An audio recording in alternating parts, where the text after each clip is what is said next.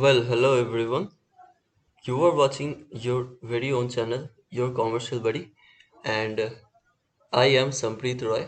My name is wait one second. My name is Sampreet Roy, and today I'm gonna teach you how finance works by using a book which is written by Mihir Desai, and I have PDF version of that book. Let me write down the name here. The name of the book is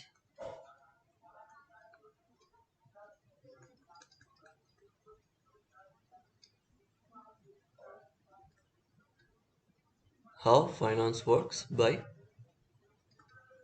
Mihir Desai, right? Mihir Desai, and I have PDF version of this book, and I will go through the chapters and explain you line by line. That will be our approach. Okay, so let's get started. Uh, so our first chapter, name of our first chapter is financial analysis, right? Financial analysis using ratios to analyze performance all while playing a game, right? So the writer attempts to make us understand about financial analysis while playing a game, right? By making us playing a game, right? So let's proceed. To help you develop financial intuitions, we are going to play a little game. This game will introduce the world of finance by creating an understanding of how to use numbers to evaluate performance, the critical process of financial analysis. Financial analysis answers some of the most fundamental questions that financial professionals, from CFOs and managers to investors and bankers, need to answer. Questions that go to the root of a company's performance, viability, and potential. So, in the first paragraph, it is said how finance is important and how important people need to use the financial analysis approach. Financial analysis is much more than accounting. In this chapter, we won't go through the mechanics of accounting, that is, debits and credits, but rather develop intuitions around financial ratios that use accounting. In using ratios during this game, you will understand that by comparing numbers in a common way, you can develop intuitions for the sources of performance. How safe it is to lend a company, how financially rewarding it is to be a shareholder of a company, how much value does this company provide? Each of these questions cannot be answered by looking at one number in isolation. Ratios provide a comparison of relevant numbers in a common way, which makes sense of otherwise meaningless numbers. In the context of this game, you will identify 14 leading companies just on the basis of a series of ratios. After seeing how industries can be identified by a ratios, you will use your newfound knowledge to analyze one company's performance across time and see how numbers can be used to create a narrative of human fortunes and failures. Let the game begin. Making sense of the numbers. Look at table 1.1, which is the backbone of this chapter. It provides a variety of ratios for 14 real companies in 2013 that span different industries organized by column. Notice that the companies have been anonymized by design that constitutes the game. As you progress through this chapter exploring the ratios, you will develop your financial intuitions by matching each column of numbers to the corresponding company. Table 1.1 is roughly organized into three horizontal sectors. So first section represents distribution of assets owned by company, which includes its cash holdings, equipment, inventory. The second section shows how these companies finance those assets by either borrowing money or raising money from their owners or shareholders. The final section is a series of financial ratios that assess performance, which requires going beyond what a company owns and how they finance those purchases. Sometimes finance people seem to divide everything by everything just to confuse us, but this isn't the case. Ratios make interpretations possible because single numbers in isolations are meaningless. Uh, okay, so let me explain this part. Suppose we have, right, suppose we have this uh, we know we have been given an information that income of a certain company, right? Income or total revenue of a company is 100 rupees, right? 100 rupees over a period of 1 year, over a 1 year period, right? Now, only with this given statement, can we comment anything about the financial position of company? No, we cannot, because unless we have been given any similar figure to compare with this 100 rupees, for example, suppose the next line is given like the total liabilities for the same period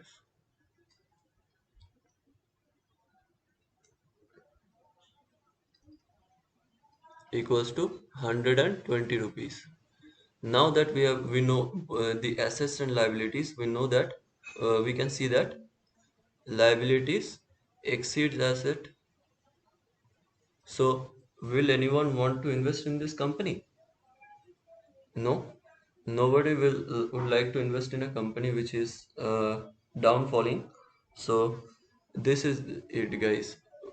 If we have been given only 100 rupees or this one figure, we cannot say anything. But if we have been given a relevant figure for comparing, then we can say that yes, this is the position of the company and it is safe to invest here, or the vice versa, right?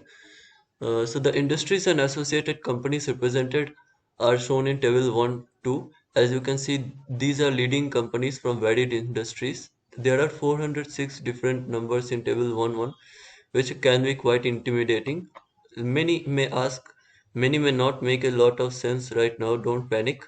I will quickly explain that 28 of the numbers means the 100 across the rows for total assets and total liabilities. Shareholders' equity represents various totals for first two sections. The companies aren't the exact same size, but rather the figures are percentages that represent the distribution of assets and financing sources. According the numbers in those two sections add up to 100 when rounded. Okay, let me show you the column. I mean the table 1 1. This is table 1 1, and as you can see, there is a balance sheet given here, in which first column is asset. Here we have company names A to N, and in the first section we have assets, where we can see the assets names and their figures. Total assets amount to 100, and liabilities, total liabilities also amount to 100. And from this we know the most important thing about balance sheet is that total liabilities should match total assets, right?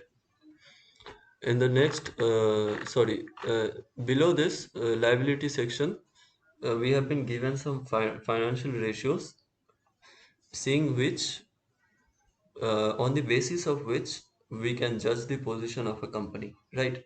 We will study about them in details further. So let's go back to where we were.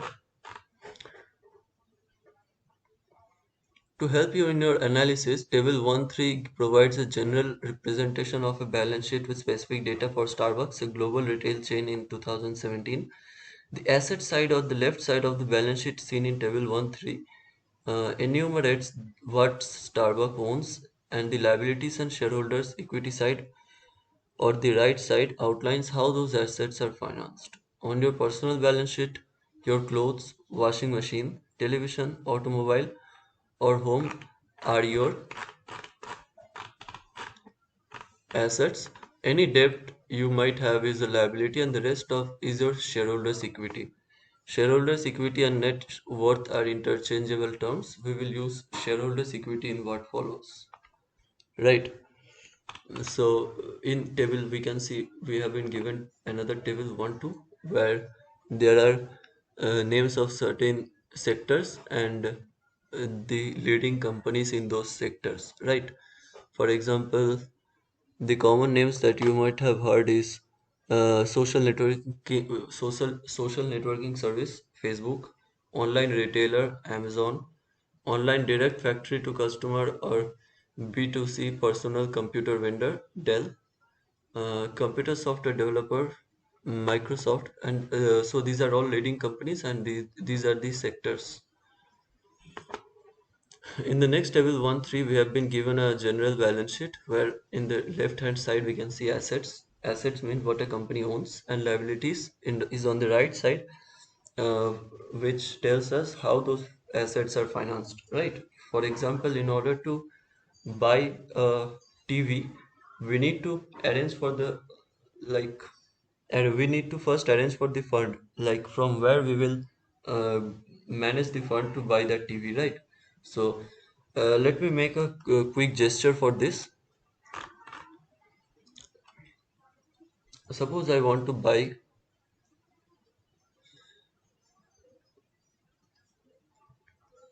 suppose I need, I operate a business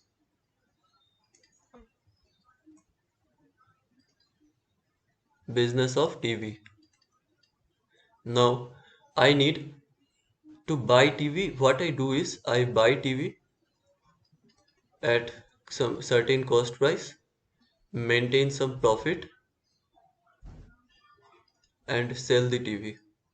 So what I need to do first is I need to arrange for the cost price, right? Suppose I need 100 TVs which will cost me around 10 lakh. So, but what I have is only 1 lakh. So the remaining 9 lakhs I have to arrange from somewhere. Now, why would someone give me 9 lakhs, such a huge amount of money for my own business? Certainly, they will look for their own profit, right? That is how the world works. So they will give me 9 lakh. Suppose I raise this 9 lakh amount from 100 people, right? 100 people, each one give me 9,000, and hence, sorry, each one give me 90,000, and hence I get, uh, sorry, each one gives me a total. I decide to raise 9 lakh rupees from 100 people, each give me 9,000 rupees. So overall,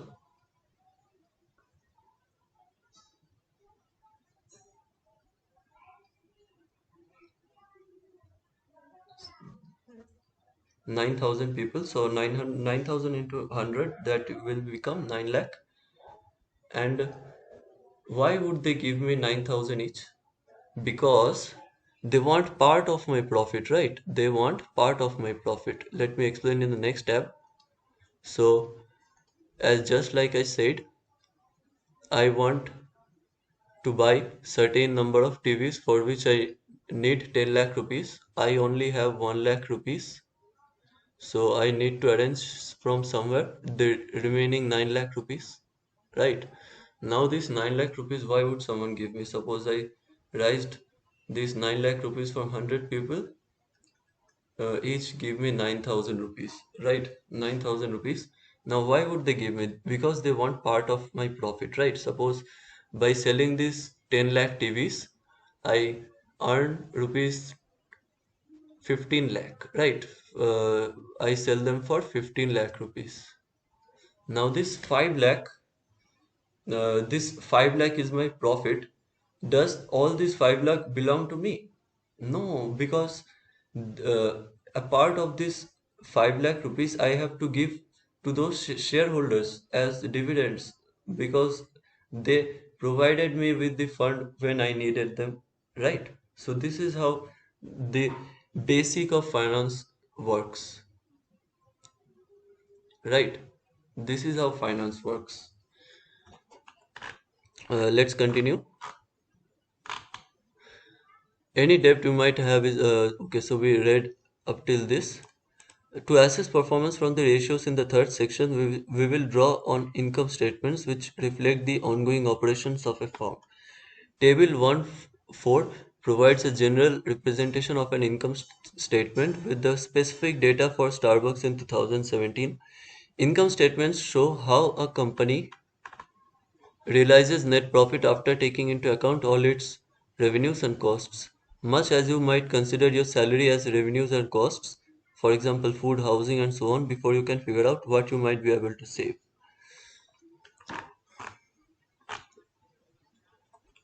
Okay, so we have been given the balance sheet of Starbucks, I guess. Yeah, so balance sheet of Starbucks from which we derived a income statement, right? So revenue 100% less cost of goods sold from 40, that is gross profit. Selling general administration expenses less 42. Operating profit, that is 18, or earning before interest and taxes, or EBIT.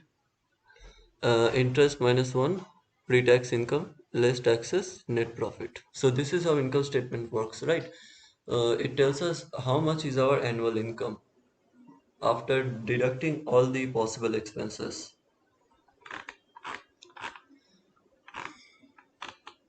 Much of finance involves looking at a bunch of numbers and coming up with interesting things to say about them.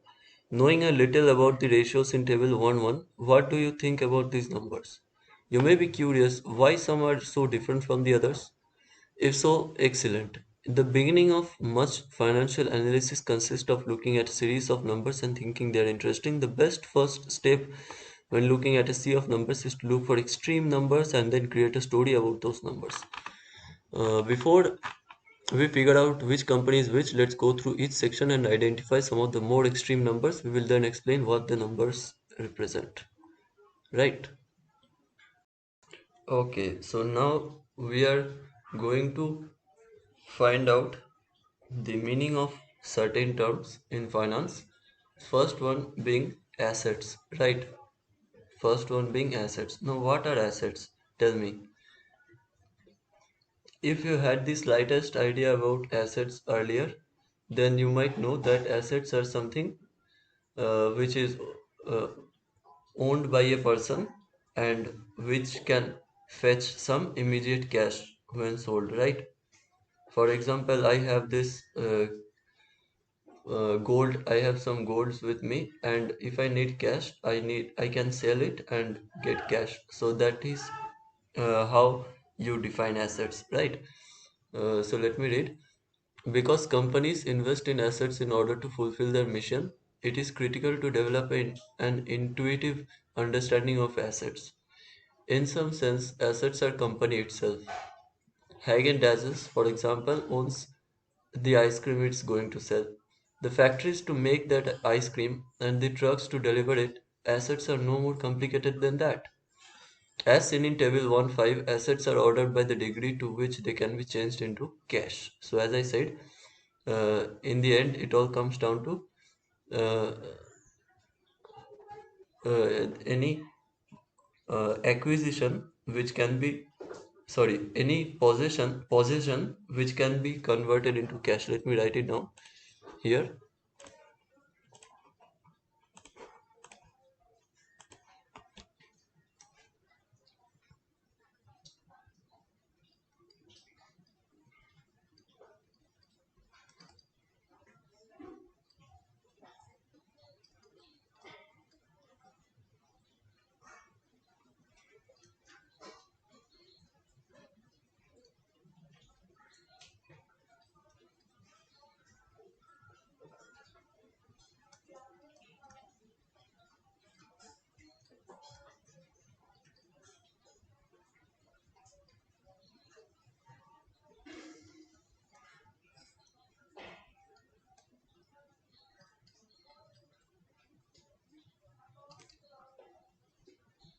Right. So any possessed or owned property which can be converted into cash is called an asset. Now, uh, further assets can be categorized into two subcategories, that is current assets and fixed assets.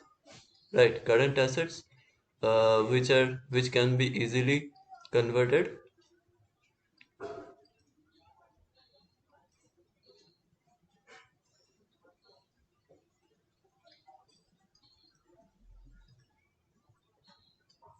and fixed assets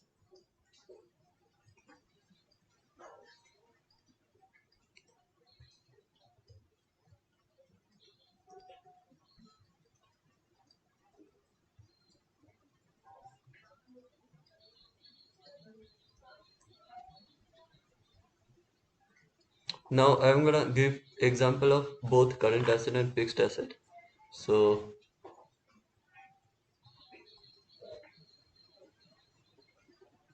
examples of current asset can be, uh, think about it. Can you form up with any example on your own for current asset? Yes. First, example of current asset is cash and cash equivalent, because it is already in the form of cash.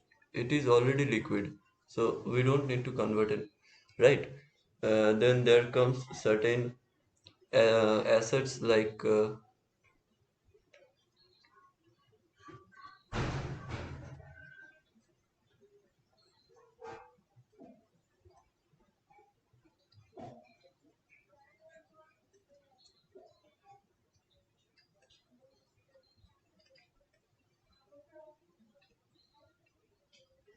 right, government securities and shares can be immediately converted into cash.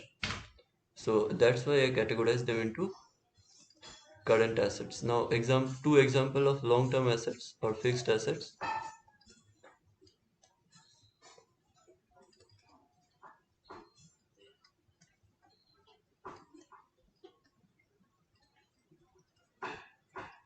land and building. Then there comes,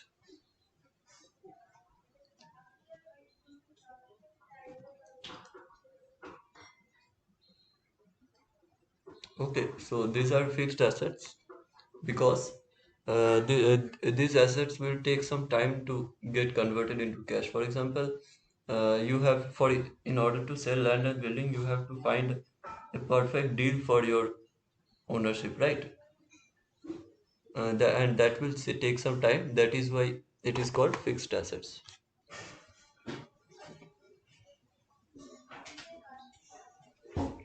So let's go back to the PDF. Cash and marketable securities. Now, as I said, these are short-term assets. Starting with the first row of table 1.5, 1.5. Notice that the companies F and G have more than half of their assets in cash and marketable securities. That should strike you as strange. Why would any company hold so much cash? This is a deep question in finance today, as companies hold more cash than ever before. In aggregate, to $2 to 3 trillion, 2 to 3 trillion dollars for US companies alone. As now, this is table 1.5. We are talking about company, which company? Company F and G. See, in F and G, cash and marketable securities are most, right? 54 and 64. These are major portion of the total asset of company. Now, why would a company hold so much cash, right? For example, Apple holds more than $250 billion in cash.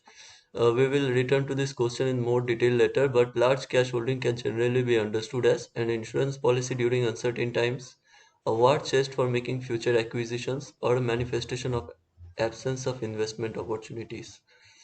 There are mainly three reasons why a company holds so much cash. That is, first, maybe some insurance policy during uncertain times. For example, in this COVID pandemic times, when they we need immediate cash, everyone has some cash in hand hold with them, right? So this is the first reason. Second reason being a war chest for making future acquisitions, means the company is soon planning to purchase something. Purchase something with this cash, and that is why they are holding so much cash or cash equivalent. This can be the reason, or a manifestation of the absence of investment opportunities. This can be the third reason.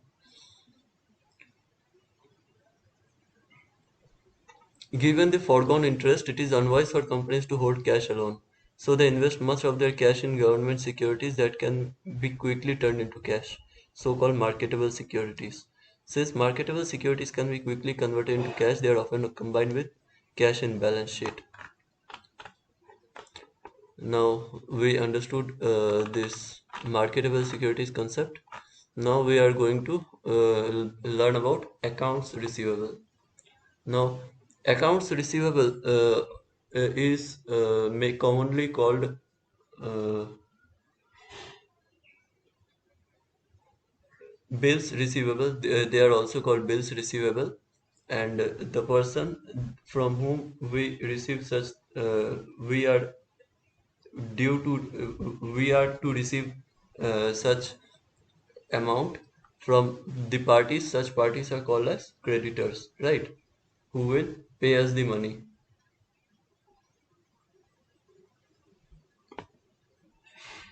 So accounts receivable are amounts that a company expects to receive from its customers in the future. As trust grows in a relationship between company and its customers, the company might be willing to allow customers to pay later. Okay, many companies extend credit, allowing their customers, usually other business, to pay after 30, 60, or even 90 days. One company N has majority of its assets in receivables. Why do you think it is? Why would companies B, H, and I have few receivables? Can any do you have any idea why companies would have so much funds in accounts receivables, or specifically which type of companies will have more uh, greater amount of their total asset in accounts receivable? We will find all such answers in the coming section, right? In the coming paragraph. So let's see. Consider three companies: Walmart, Staples, and Intel. Now, which one will have highest amount of accounts receivable related to its sales? So, Walmart is a multinational retail corporation, Staples an office supplies chain, and Intel a semiconductor of chip and manufacturer. Now, see, Walmart is a B2C company. That means it provides its goods and services directly to customers, right? So, it is very unlikely for companies to give credit to customers because they mainly give credit facilities to other businesses in where B2B transactions take place, right? So uh, let's read. In 2016, Walmart had an accounts received on its balance sheet of 5.6 billion or 1.1% of sales. Staples had 1.4 billions in accounts receivable or 6.7% of sales. And Intel had 4.8 billion or 8.9% of sales. Now, these are real data, right? These are not some fictional data or some what the term is called, I'm forgetting. Mm, some superficial data, right? This is not the case. These are actual data from actual companies' balance sheets that we are getting. So Intel had 4.8 billion or 8.9% of sales. Companies like that Intel sell to other companies with companies like Intel that sell to other companies will have a higher amount of their sales reflected as receivables. Walmart has limited receivables because it largely deals with consumers. Staples represents an interesting middle case as it has both B2C and B2B businesses, right? So we learned that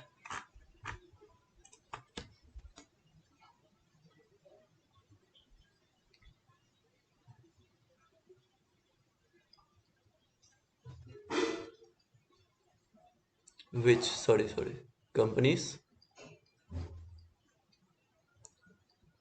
which deals with B2C transactions likely to have lesser funds as bills or accounts receivable than those companies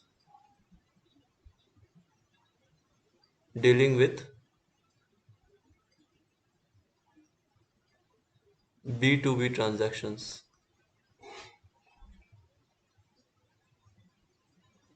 right? This is what we learned from this particular paragraph or particular section, right?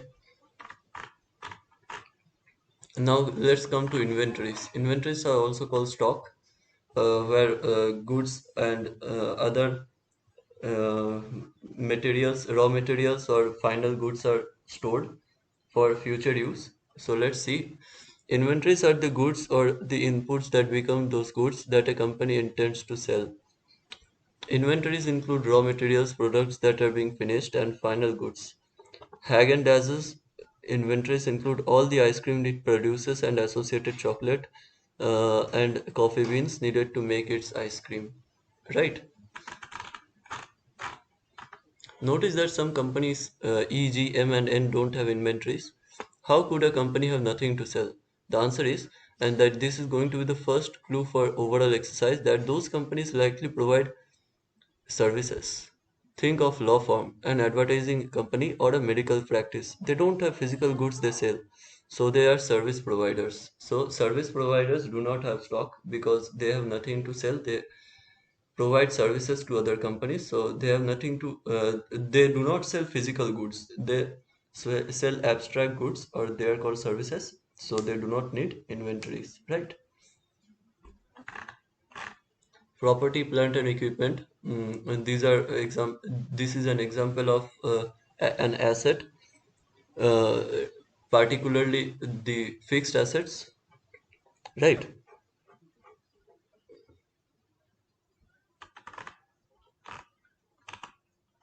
Other assets. In addition to large amount of cash for some companies, there are some companies like Company D with a large amount in other assets. Indeed, the rising importance of both cash and assets are other cash and other assets are two dominant trends in finance. But what does other means? Well, other assets can mean many things, but are likely to be intangible assets, things you cannot put in your hands but are valuable nonetheless. Things like your patents and brands. Now, patents and brands are interesting concepts because they do not have value much. Their value cannot be evaluated like plant and machinery or like any other asset, right? Now, what is patent or brand? Let me explain, right? Suppose we have company Reliance, whose net worth is suppose $3 trillion,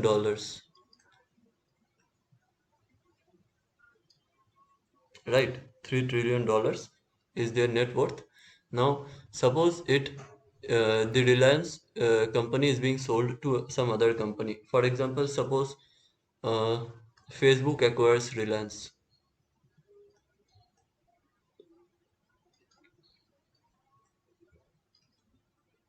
for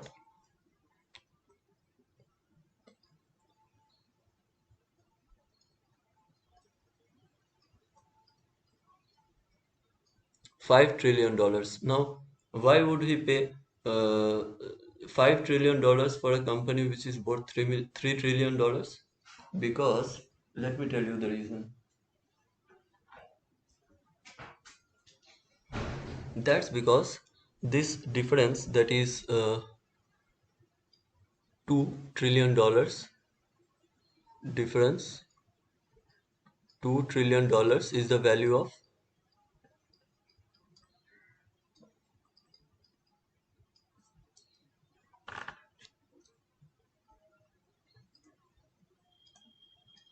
its goodwill, right? Goodwill.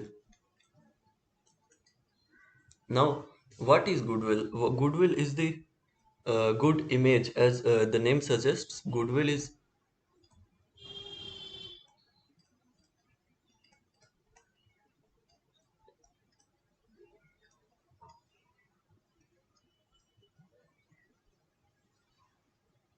the approximate value of the consumer base, consumer trust, that this organization has acquired over the years, right? For example, if Reliance recently introduces a new, for example, copy, right? Copy. uh, Reliance introduces a new copy brand named X. We know that Reliance is parent company of X, right? Reliance is parent company of X, which sells copy. So uh, its sales will be huge from the first day itself, right? Because people have trust that since Reliance is selling this product, it must contain some, it will be good, right? We will assume that it is good and hence we will purchase it. But at the same time, a new startup company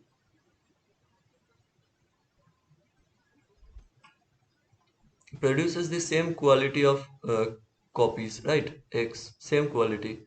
Now, will X be sold this time?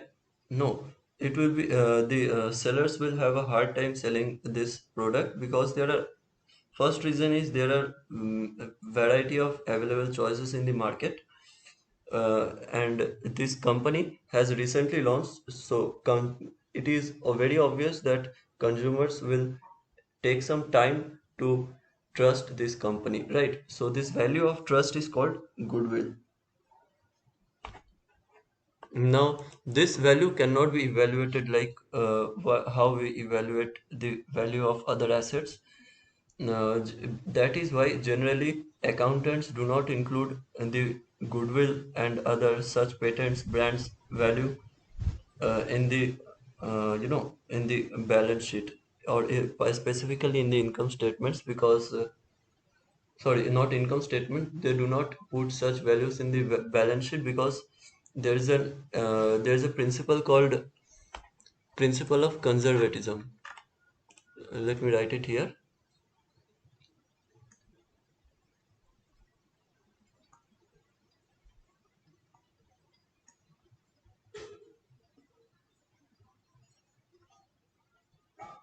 which tells us that the principle of conservatism tells us that we cannot ascertain values to those assets, sorry, of those assets whose value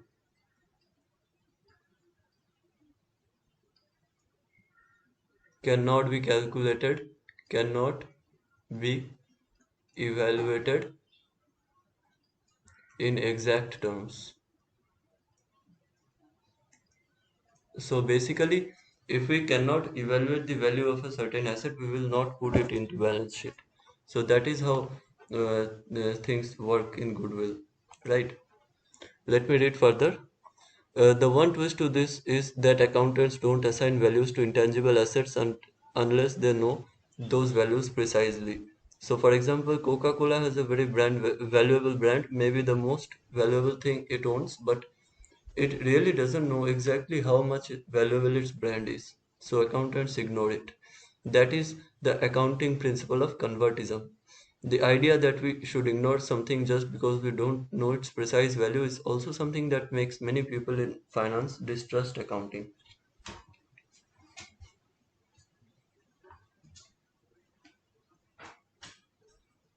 Right, I hope you understood until now.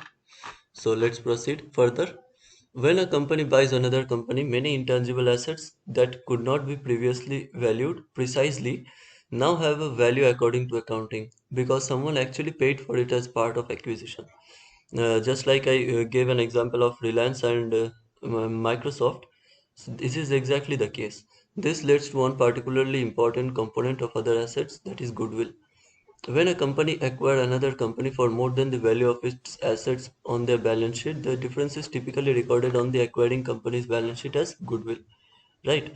As a consequence, companies with lots of other assets and goodwill are likely those that have bought other companies with many intangible assets that were previously unrecorded because of conservatism.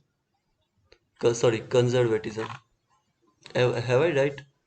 Okay, so I have written correctly conservatism. This is a reflection. Microsoft spent 26.2 billion in 2016 to acquire LinkedIn, which had assets with a book value of 7 billion. The 19.2 billion Microsoft paid above the book value will show up on Microsoft balance sheet as other assets, including goodwill. What did Microsoft pay for that was worth that addition 19.2 billion? Now it says that there was a this company Microsoft spent 26.2 billion to acquire LinkedIn, whose assets had a book value of 7 billion, right? So the difference 19.2 billion Microsoft paid for goodwill. Now, uh, what was how this company Microsoft assumed or evaluated that its goodwill will be valued to 19.2 billion, such a huge amount. Let's see. As one example, Microsoft could benefit from LinkedIn's information on its 433 million users to optimize its marketing on enterprise solutions and productivity products. The value of the data on LinkedIn's users never showed up on its balance sheet because the difficulty in valuing it. But by purchasing LinkedIn, Microsoft made that value manifest. So it says that it could use the LinkedIn people's base, that is their informations, and market Facebook's own interests to those people.